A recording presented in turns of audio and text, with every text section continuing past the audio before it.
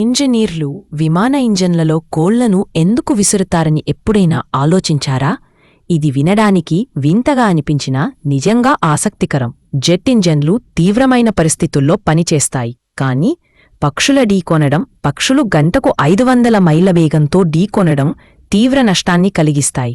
ఈ ఇంజన్లు ఈ ఢీకొనడాన తప్పుకునేలా ఉన్నాయో లేదో పరీక్షించడానికి నకీలీ జెలకిన్ లాంటి పరీక్ష కోళ్లను ఉపయోగిస్తారు. ఇవి నిజమైన పక్షులను అనుకరిస్తాయి.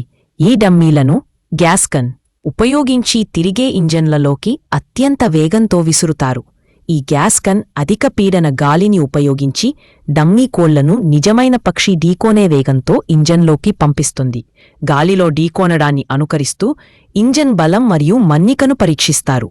వైఫల్యాలు లేదా పేలుళ్లను నివారిస్తారు. కాని ఈ వింతైన కానీ అద్భుతమైన ప్రక్రియ అనేక ప్రాణాలను కాపాడింది. కాబట్టి మీరు మరుసటిసారి ఆకాశంలో 3000 అడుగుల ఎత్తులో ప్రయాణిస్తున్నప్పుడు మిమ్మల్ని సురక్షితంగా ఉంచిన నకీలీ కోళ్లకు ధన్యవాదాలు చెప్పండి.